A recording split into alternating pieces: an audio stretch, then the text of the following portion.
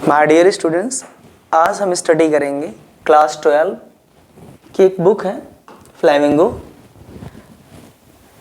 और उसमें एक पोएम है जिसका नाम है माय मदर एट 66।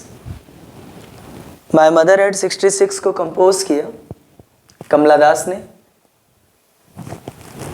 और ये मालाबार केरला में बॉर्न हुई और one of India's foremost poets में इनको रिकॉग्निशन मिली है।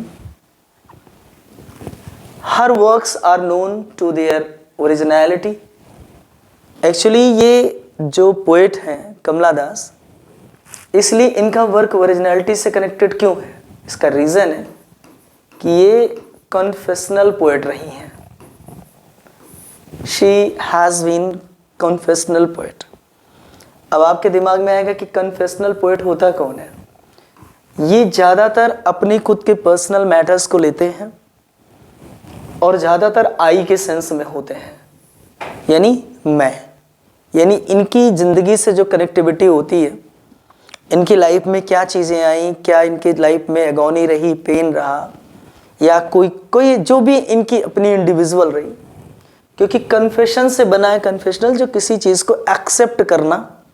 हालांकि कन्फेशन करना थोड़ा सा अगर देखें तो कोई ख़राब चीज़ को मानना होता है, एक्सेप्ट करना होता है कि कोई क्राइम कर ले, कोई सिन कर दे तो। लेकिन यहाँ पे कन्फेशनल का एक पोइट्री में सेंस है, टर्म है, जिसका मतलब है कि वो ज़्यादातर आई बेस्ड होता है, यानी फर्स्ट पर्सन को हाईलाइट करता है। दूसरा, ये ज़्यादातर ऑटोबायोग्राफिकल होता है, अपने बारे में ज़्यादा लिखना, अपने साथ जो कुछ हुआ उसको व्यक्त करना।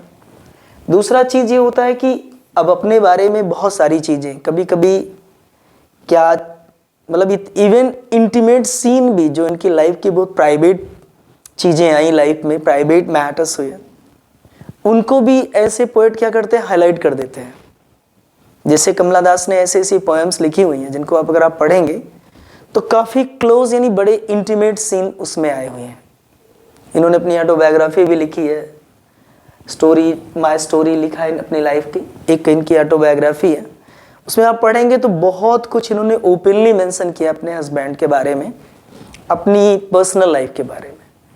तो इसलिए ये जो इनकी पोएम्स ज़्यादातर वर्क्स मीन्स जो इनके वर्क्स हैं, यानी जो इनकी बुक्स हैं, ये ज़्यादातर ओरिजिनलिटी से ही known for their originality, versatility, multi dimensional poet है।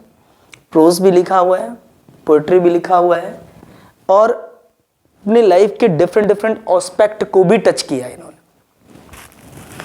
एंड इंडिजीनियस भी रही है ये। मतलब इंडिजीनियस का मतलब होता है नेटिव टच, नेटिव टच रहेगा इनकी जो पोएट्री, यानी सॉइल जहाँ से बिलोंग करती हैं वहाँ से इनकी पोएट्री में ये मतलब नेटिव टच यानी native flavour of the soil.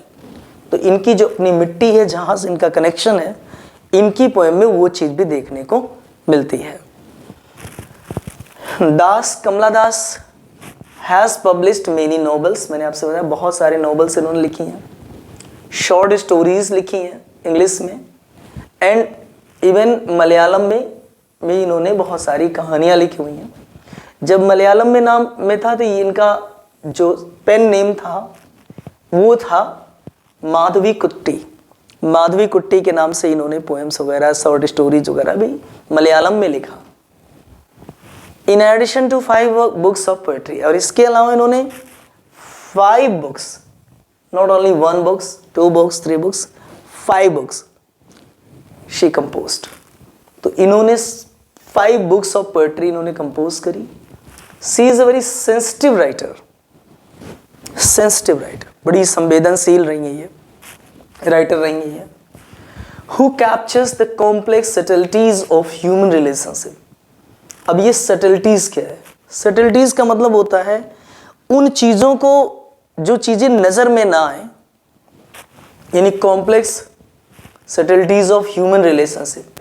तो ह्यूमन रिलेशनशिप में जो ऑब्वियस ना हो, दिख ना रही हो, इजी टू कैप्चर ना हो, इजी टू नोटिस ना हो, उसको भी इन्होंने कैप्चर कर लिया। सोचिए, complex subtleties of human relations, यानी ह्यूमन रिलेशंस के बीच में जो कॉम्प्लेक्स सटलिटीज हैं, ऐसी चीजें हैं जो that is not easy to notice, that is not obvious to notice, but इन्होंने नोटिस कर लिया। मतलब आप सोचिए कितना सेंसिटिविटी इनके अंदर रही होगी कि इन्होंने इस तरीके की चीज़ों को किया। इन अ लिरिकल इडियम माय मदर्स, तो देखते हैं, तो ये ह्यूमन रिलेशन यहाँ पे देखिए, क्योंकि ये जो पोएम है ये मदर एंड डॉटर, इसके ऊपर ये इनके कॉम्प्लेक्स जो सटलिटीज ऑफ ह्यूमन रिलेशंस हैं उस पर इन्होंने कंपोज करी है। My mother head 66 is an example. तो इसको आप देखेंगे कि माँ और बेटी के बीच में जो ऐसे अनटच्ड ऑस्पेक्ट, ऐसे अनछुए पहलू हैं जिनको ने उभार के एकदम बिल्कुल इस सामने रख दिया है। अब जैसे जैसे हम इस पोएम में आगे बढ़ेंगे आपको महसूस होगा कि माँ और बेटी के बीच का रिलेशन क्या होता है। देखते हैं इसको, आगे बढ़ते हैं,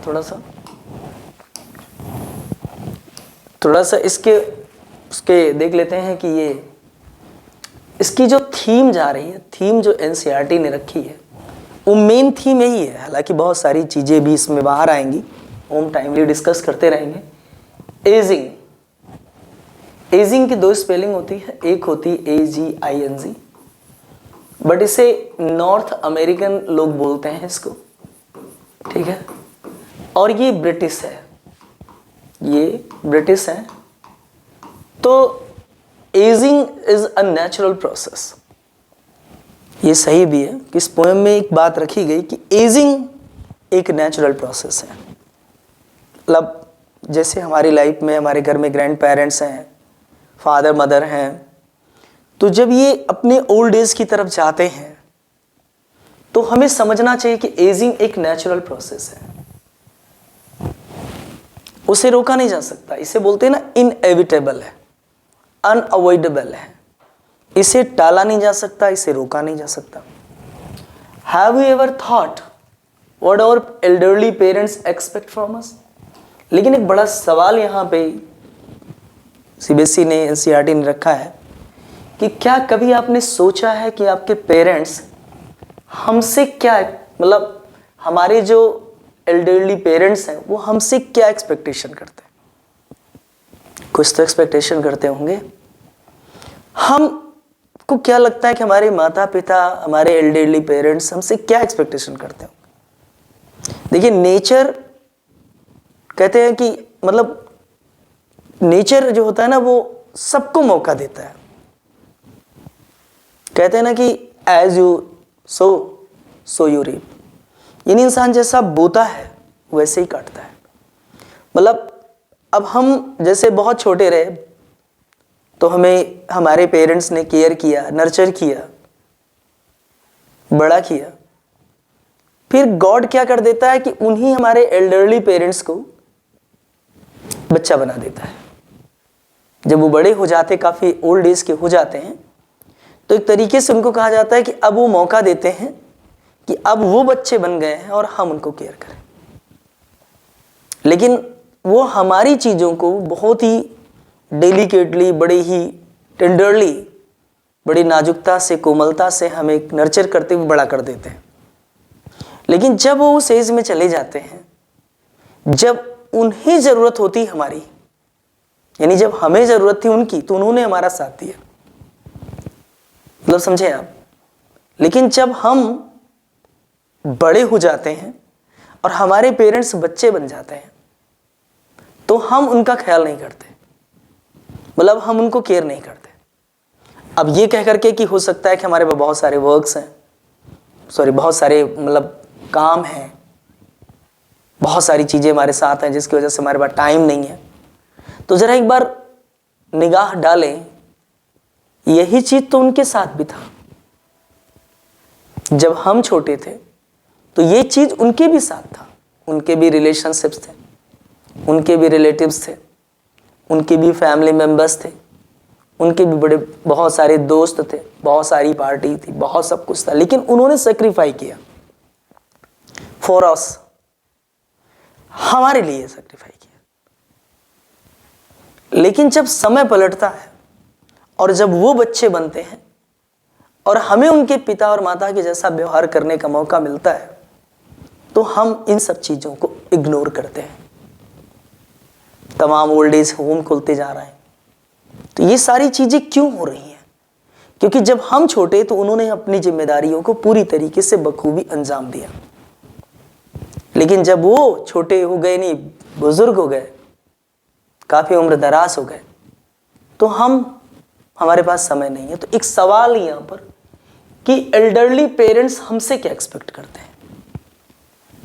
तो दो चीजें एक्सपेक्ट करते हैं हमसे। हमारा वो पैसा एक्सपेक्ट नहीं करते। वो नहीं, अगर आप सोच रहे हो पैसा तो उन्होंने हमें दिया। अरे हमारे लिए उस पैसे को उन्होंने सेक्रीफाई कर दिया। वो हमसे उम्मीद करते हैं दो चीजों की, कि हम उन्हें टाइम दें और दूसरा उन्हें लव, यानी जिसको आप अफेक्शन बोलते हैं या आप जिसे आप केयर बोलते हैं, परवाह बोलते हैं। हम उन्हें समय दें, हम उन्हें प्यार दें। इन चीजों की वो एक्सपेक्टेशन करते हैं। पैसा नहीं मांगते वो। अगर हम उनके पास समय देते हैं, उनके पास जाते हैं, बैठते हैं, चंद बातें करते हैं, उन्हें प्यार करते हैं, उन्हें महसूस कराते हैं कि जिस तरह मैं छोटा था तो आपने मुझे केयर किया, अब आप घबराओ नहीं, आपने सही तरीके से परवरिश करी है मेरी। तो ये चीजें हमसे एक्सपेक्ट करते हैं। यहां पे कमला दास ने माँ बेटी के रिलेशन को इतना बढ़िया से उकेरा है, इतना बढ़िया से उसे कहीं ना कहीं उसे ड्रॉ किया है। देखते हैं कैसे है। Driving from my parents home to Cochin. अब ये ड्राइविंग कर रही हैं, यानी 4 व्हीलर चल रही है। फ्रॉम माई पेरेंट्स, अब ये कहां से जा रही? अब पेरेंट, यहां पेरेंट्स नहीं है, ध्यान देना, मतलब यानी ये सिंगुलर है, यानी मां ही है इनके पास। तो ये अपने पेरेंट के घर से कहां जा रही है? कोचीन जा रही है। और ये मैटर कब का है? लास्ट फ्राइडे मॉर्निंग का है।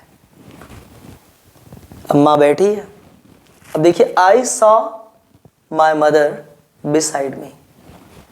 मैंने अपनी मां को अपने बगल बैठे हुए देखा। मां कार में बैठी हुई है। बिसाइड का मतलब बगल होता है, बैठी हुई है। डोज, मैंने कहा ना कि जब बच्चे छोटे होते हैं उनको सुबह सुबह जगा दो मॉर्निंग में, तो वो स्लीपी स्टेट में होते हैं, उन्हें नींद आ रही होती है, डोजिंग कर रहे होते हैं, ऊँघ रहे होते हैं। माँ की कहानी क्या है? स्लीपी है वो, थोड़ा नींद में है वो। ओपन माउथ्ड,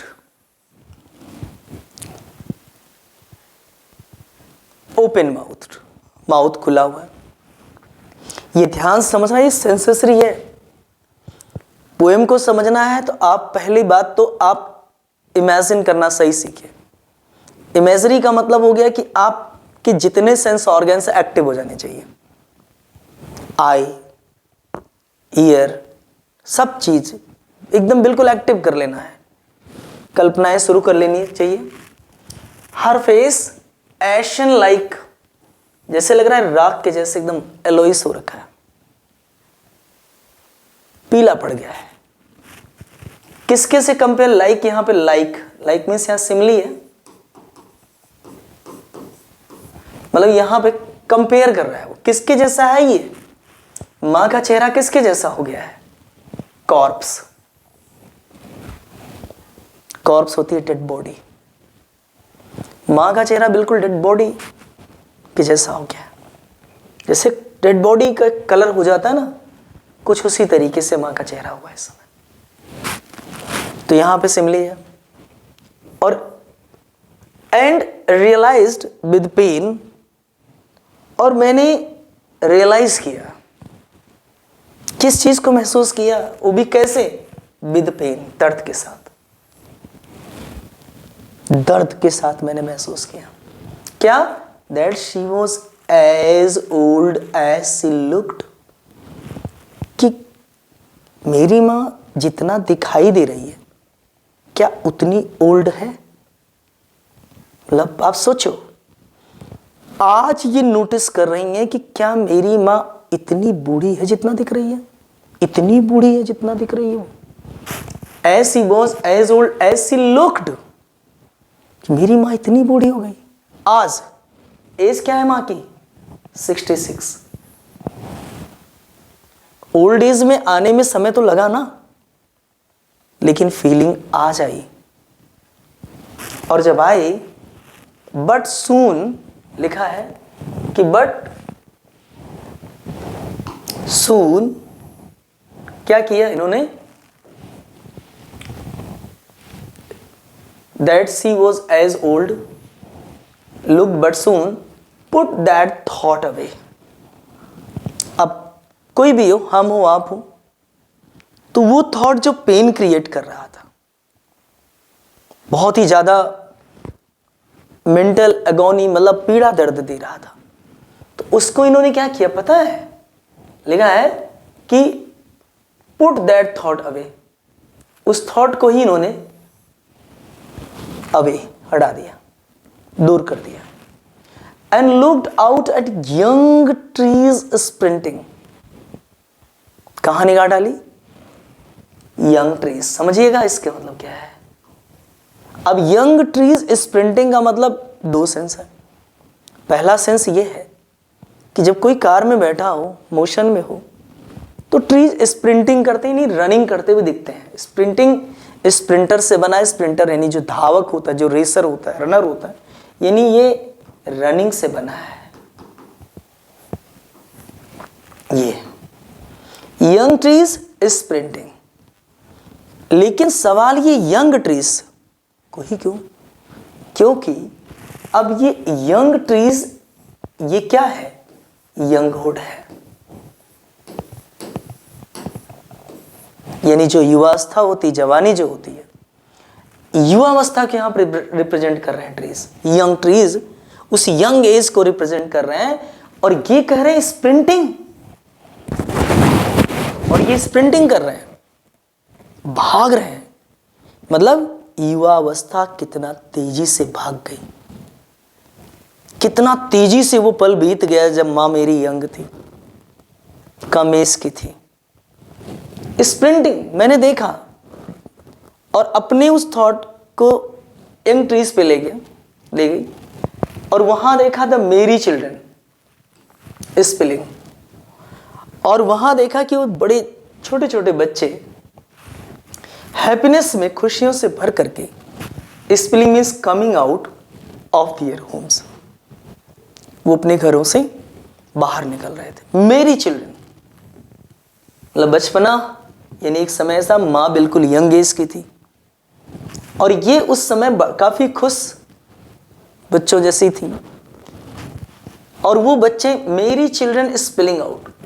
तो यहां पर मेरी चिल्ड्रन स्पेलिंग आउट, यहां पर मेटाफर है, समझ रहे हैं आप? क्योंकि ये रिप्रेजेंट कर रहा है कुछ, उस समय की हैप्पीनेस को रिप्रेजेंट कर रहा है। ध्यान से देखना, दोनों चीजों के कंट्रास्ट है यहां पर, जबरदस्त कंट्रास्ट है। क्या कंट्रास्ट है? एक तरफ मां इतने एज की है, दुख है, और यहां दुख होने के बाद लिखा है कि लुक्ड बट मतलब बट, लेकिन उस स्टेट में जाना कितना पीड़ा है मां, मतलब पोएटिस कमला दास को, लेकिन उस स्टेट में भी जा करके कहां पहुंचना? यंग ट्रीज को देखना, मेरी चिल्ड्रन घर से बाहर आ रहे हैं उनको देखना, अपने आप को थोड़े समय के लिए रिलैक्स में लाना। लेकिन क्या ये रिलैक्स है? नहीं, ये कुछ पल के लिए टेम्पररी रिलैक्स है, इम्परमानेंट रिलैक्सेशन है, मतलब परमानेंसी इसमें नहीं है। एंड बट आफ्टर, यहां तो उन्होंने अपने आप को कर लिया, but after the airport security check, लेकिन जब एयरपोर्ट पे सिक्योरिटी चेक हो गया उसके बाद, लेकिन क्या वो जानते हैं? Standing a few yards standing a few yards away, standing a few yards away,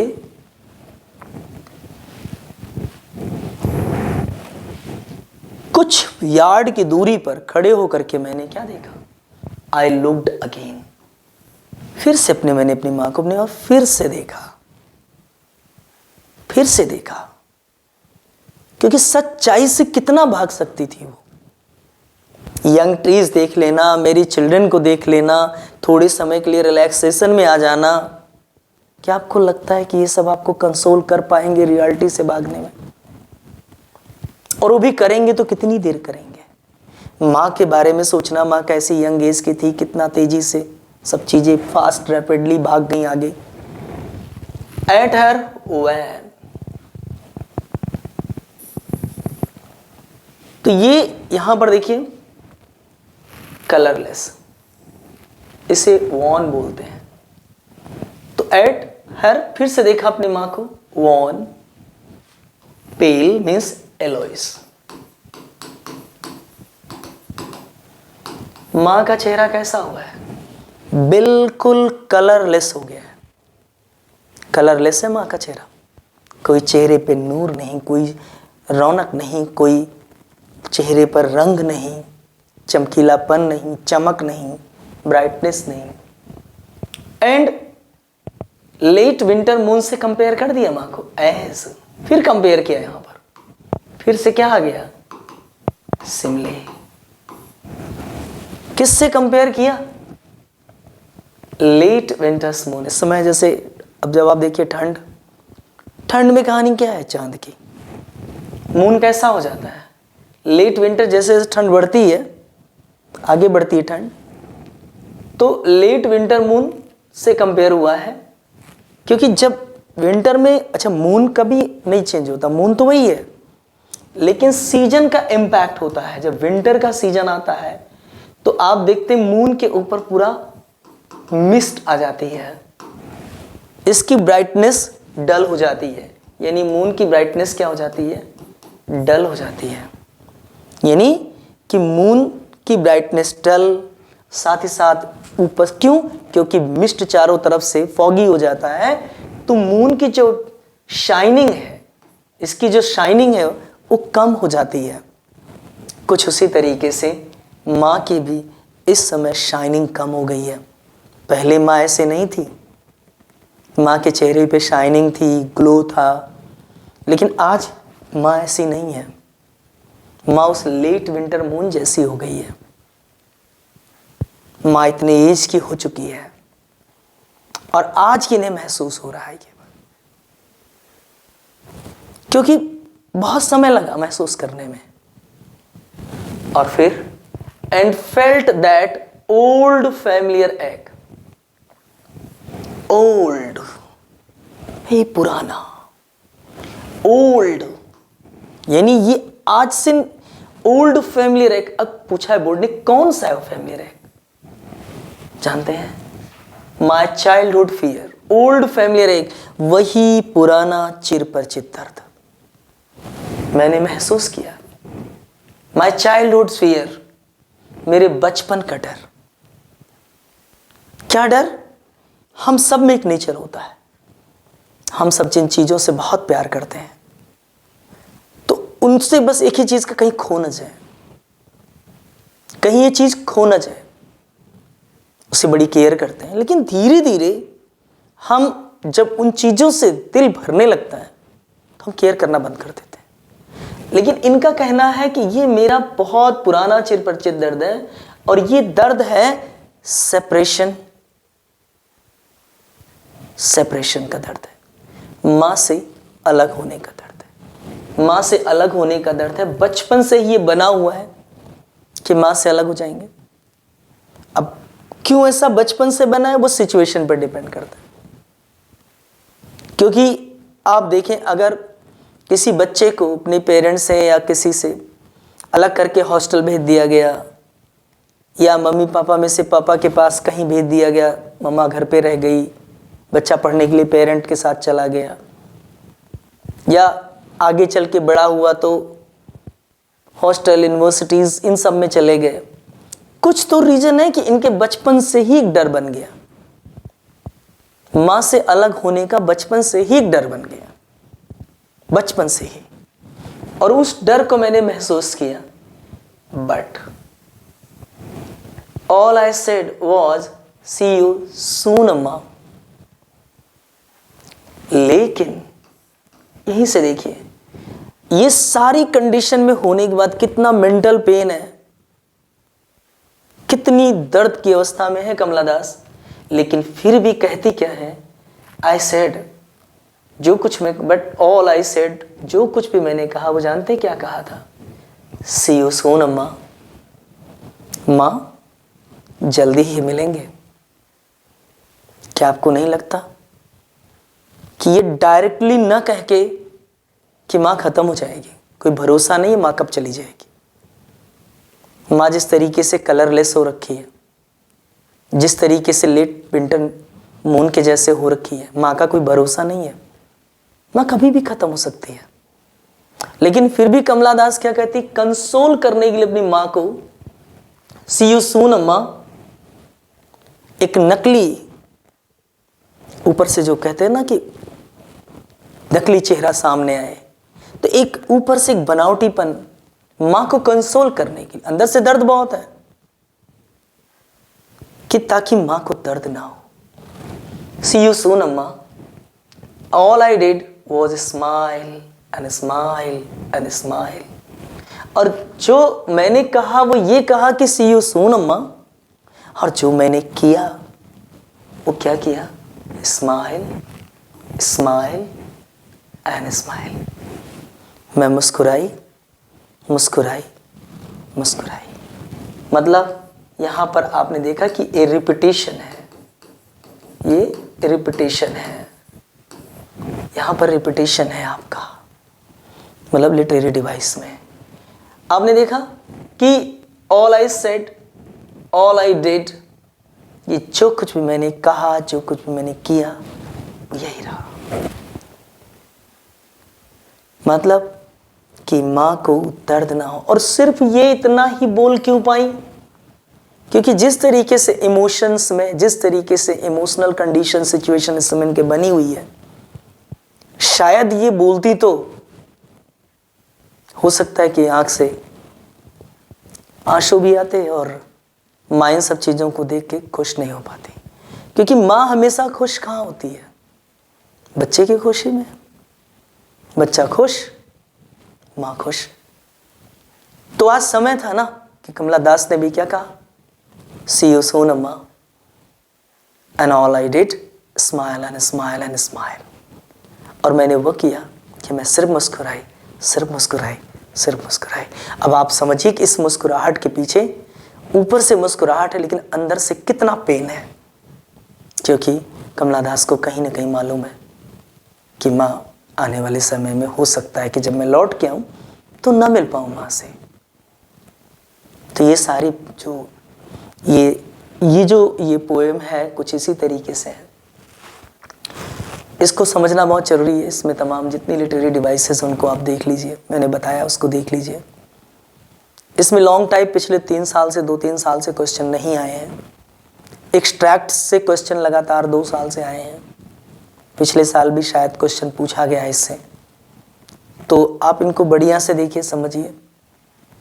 काफ़ी क्वेश्चन पूछे गए हैं, वो मतलब फैमिलियर एक्ट क्या है, समझ रहे हैं आप। तो ये सारी चीज़ें आप, माँ को लेट विंटर मून से क्यों कंपेयर किया गया है, तो ये सारी चीज़ें हैं, आप इनको देखिएगा, समझिएगा। आई होप कि ये पोएम आपको समझ में आएगी। और that whole poem is in a single sentence and punctuated by commas and indicates a single thread of thought interspersed with observation of the real world around the world। ये आप इस लाइन को याद रखिएगा क्योंकि ये लाइन बहुत अच्छी लाइन है कि ये पूरी की पूरी पोएम सिंगल सेंटेंस में है, केवल पंक्चुएटेड बाय कॉमास में। अगर आप देखें ध्यान से तो शुरू होती है, कहीं पे फुल स्टॉप आपको नहीं मिलेगा, कहीं पे आपको फुल स्टॉप देखने को नहीं मिलेगा। ये पोएम बहुत अच्छी पोएम है, बहुत ही सेंसिटिव पोएम है। मदर और डॉटर के बीच के रिलेशनशिप को कितना ब्यूटीफुली नरेट किया, कितना ब्यूटीफुली उसे पोएम में लाया कमला दास ने। सचमुच में बहुत ही काबिल तारीफ़ है ये। तो आई होप कि आप इस पोएम को समझे होंगे। इसके PYQ बोर्ड के क्वेश्चंस भी आप देख लीजिएगा, बहुत अच्छे अच्छे क्वेश्चंस हैं, लेकिन इन्हीं में से वो क्वेश्चंस हैं जो आप समझ जाएंगे अच्छे से, इन्हीं में किस तरीके से, क्योंकि वो क्वेश्चंस इन्हीं जितनी लाइन्स हैं इसी में छिपे हुए हैं। तो thank you for watching this video. फिर जल्दी मिलते हैं एक नई पोएम के साथ, और जब सारी पोएम्स कंप्लीट हो जाएंगी तो उसके बाद इससे रिलेटेड कुछ अच्छे अच्छे क्वेश्चंस हैं उन पर वर्कआउट करेंगे। लेकिन पहले पोएम्स जो आपके सिलेबस में दी गई हैं पहले उनको कंप्लीट कर लेते हैं, उसके बाद फिर आपको कुछ अच्छे अच्छे क्वेश्चंस के साथ भी आपको वीडियोस हम अपलोड करेंगे, आपके सामने आएंगे, ताकि आपको बोर्ड में हेल्प मिल सके। Thank you, God bless you all.